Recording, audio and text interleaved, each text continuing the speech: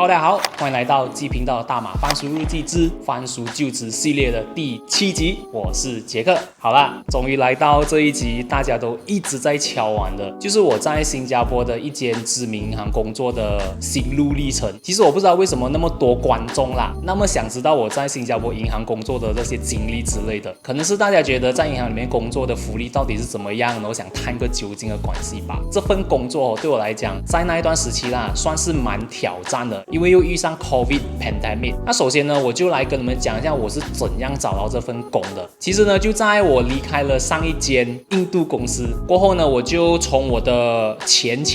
同事，也就是我在第一份工认识到的一位同事，他本身呢是已经在那间银行里面的客服中心做工了的，然后他就 refer 我进这种 MNC 啦，通过 referral 进到去这间公司工作机会呢会比较高。就这样子，他 refer 我进去，跟他做一样的职位，但是我们最后分到不一样的 team， 我们在里面也是有见到面的啦。我不懂他会不会看到这支影片，如果会的话，那时候真的是非常谢谢你。然后因为是 MNC 嘛，整个 recruitment 的 process 都很不一样，一直到 sign offer letter 啊，e-sign， 整个过程跟我之前的公司相比起来啊，真的是非常不同。所以大公司 MNC 跟小公司或者是中小企业是有差的。那现在呢，就来跟你们讲一些时间线吧。2017年6月1号 ，OK， 我就已经成功的拿到这个 offer， 顺利的进到去 onboarding， 完成了整个 training。1个月过后呢，我就变成了 confirm staff。probation 有分 level 的，从最低层的 contract junior 或者是 senior， 一直到最高层的 VP 或者是我们所谓的 SVP 以上啦，他们的 probation period 都是不一样的。其实它的 hierarchy 是这样子的 ，contract junior 跟 senior 是最底层，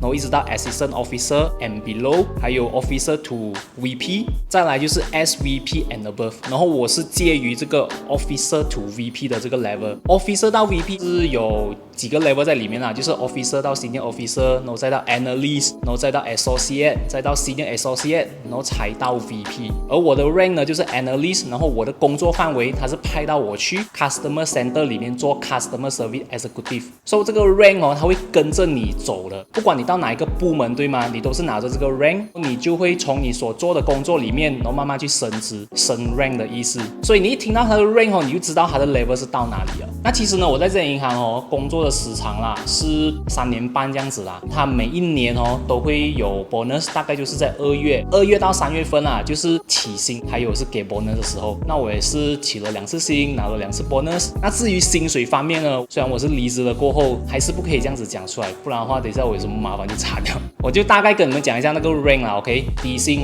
都是有4位数，然后是从3字头开始的，明确数字我不讲 ，OK， 因为我这份工作性质是需要我做 shift， 那么我就会有不一样的 allowance 啊，然后会有那种 holiday pay 啊什么之类的，加到来的话是蛮可观的，然后有时候是真的可以去到4的，I mean 就是新币4字头开始啦，转到马币的话，肯定的就是每个月都一定是月入过万。那至于花红呢，拿过最高的就是10K 新币以下，具体数字我不讲啊，那个也是 based on 你的 performance。就是如果你 performance 很好的话，有些人会拿超过10多 K 是 SGD。再来起薪的这个幅度呢，大概就是3到5%啦。员工福利呢，真的是非常非常的好。之前所有做过工里面这间公司给的福利呢是最好的。For example 一年呢有24天的假期，30天的病假，结婚假期会给5天，陪产假就是 for 劳工的，是多达2个礼拜的。女生方面，产假是多达16个星期的，也就是差不多4个月这样子。而且他也会给所谓的 family 或者是 childcare leave， 12岁以下啦，每年会给2天。再来就是 enhanced childcare leave， 是 for baby 的，7岁以下都可以拿到额外4天的假期。个人员工的福利呢，就是你申请 credit card 不用年费咯，完全是免费的，每一年它会自动 offset 掉。还有在你每个月收到薪水的时候，你可以去 opt in 去买公司的 share， 可以以比较低数额买到公司的 share compare with 在外面，如果你要买这间公司的 share 的话，而且你 contribute 的这个部分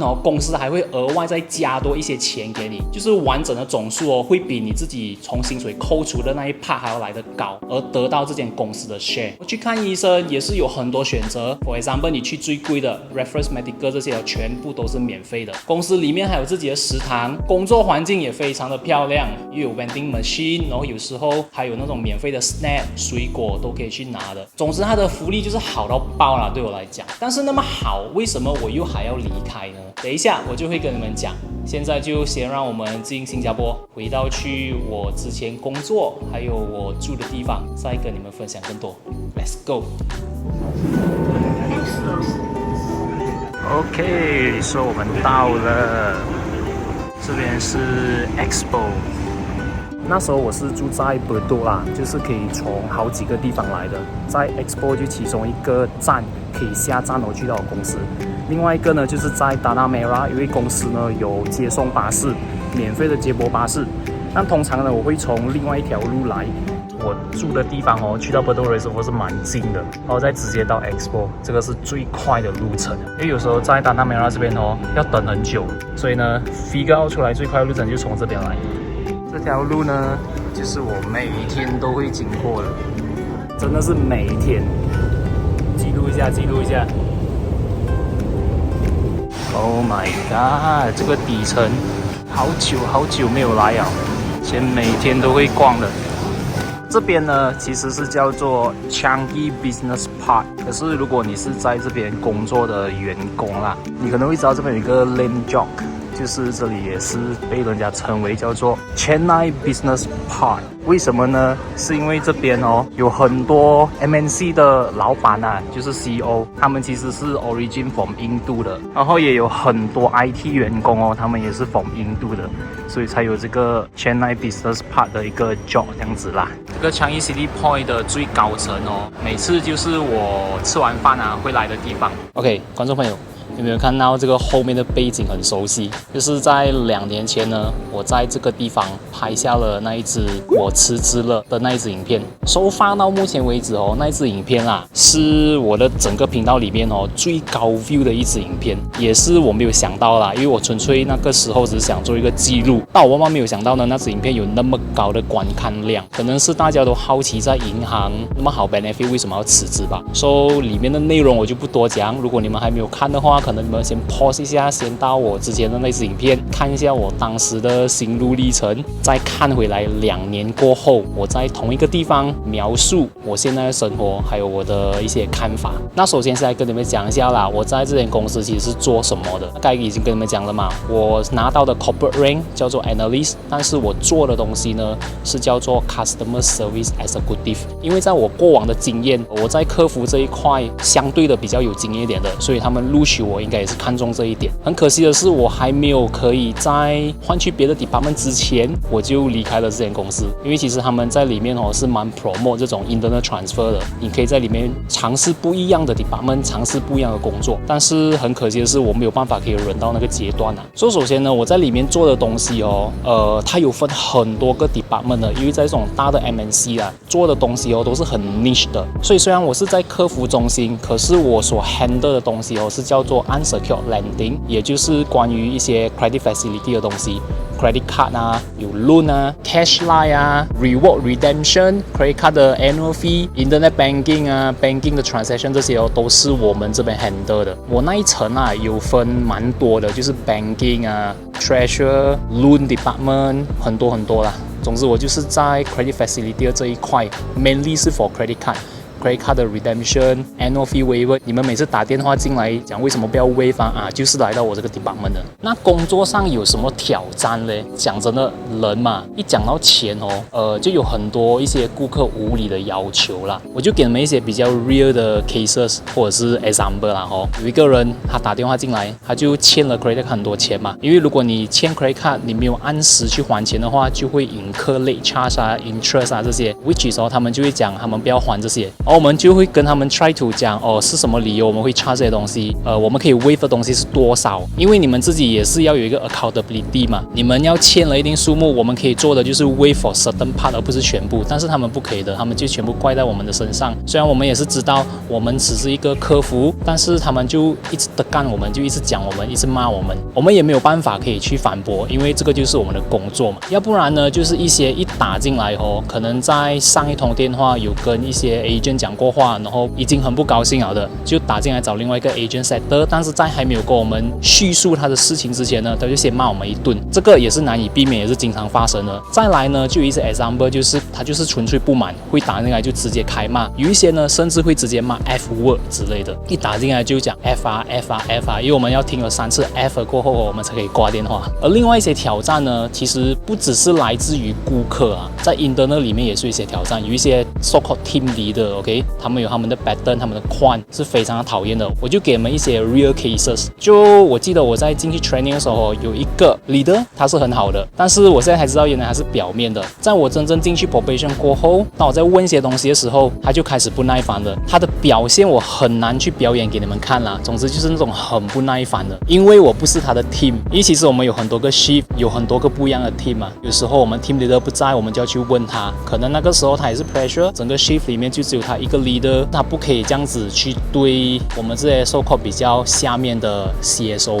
他就把他当时的那个脾气发泄在我们身上，然后我们这些小的只可以默默承受。这些就是一些里面正在发生的东西。那么我又是在什么时候开始做到不开心的？其实头1年是还好的，其实每天至少都会有碰到差不多1、2个这样子的 customer 的。我也不知道是不是因为这样子累积下来啦，久了过后就会积少成多。2年过后啦，每次一要到做 shift 就是晚班的时候啦，我就会怀疑人生了。因为其实我们 shift 是这样子的，早班的话啦，通常就是在5点半就可以放工了，中班呢就是在7点放工，而所谓的晚班 night shift 多数都是从3点到12点啊，4点到1点啊，要不然就是5点半到2点半是最迟的 shift。然后我每次在做这种 night shift 的时候，我就觉得很内耗，因为我本身不太喜欢做这样子的 shift。他们里面其实很好笑的，就是给我们这些 so-called CSO 去抢 shift， 抢 shift 就好像打仗这样子那个画面就突然间浮现出来所以如果你抢到不美的 shift 呢，你就很多这种 night shift。那我就不明白为什么他们里面不可以好像平均去分配这些 shift，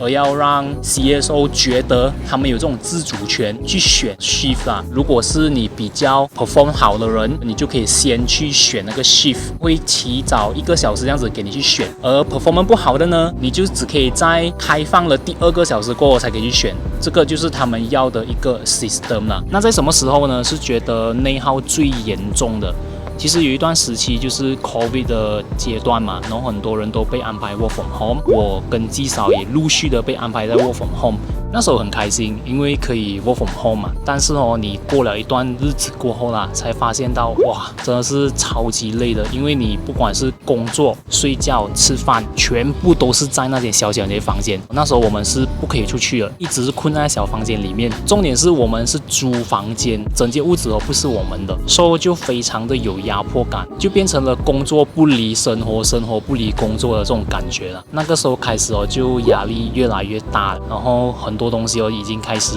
包不住了，再加上对女儿的思念，放在马来西亚那边也是非常突然的，我们就不能够回去，所以种种加起来就让我非常的压抑。那又是什么时候爆发的呢？这个东西是纪嫂有见证的，非常记得的。有一次被老板 schedule 了一个 meeting， 其实要想回去是什么事情我已经忘记了，肯定就是有关于 customer 的一些无理要求啊，然后 as 一个 customer service officer 呢，又不可以忍让这种顾客无理要求，因为其实每天下来啦，一直被 customer 的干是真的会受不了的。它的 environment 就是这样子。你要讲 toxic 吗？不是整间公司，就是这个 department， 也不是每个人呀，要看你在什么 team 里面 ，OK。所以我就记得很清楚啊，那时候我就爆发了，我就在房间里面再也压抑不住了，然后就隔空对着电脑跟老板对干这样子啊，然后老板也是有吓到一下，然后纪嫂也是很吓到，纪嫂做工做到一半，我记得在我后面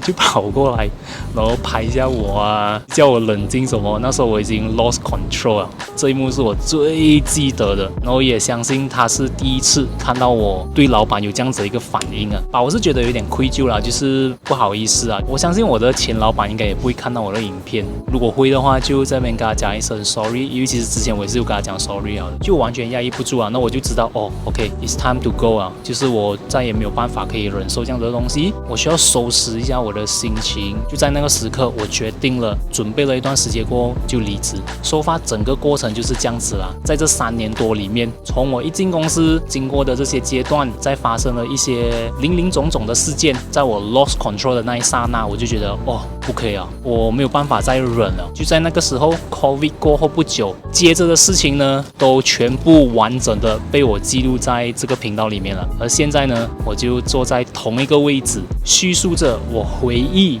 离职过后的心情，这样子啦，很奇妙的一个感觉。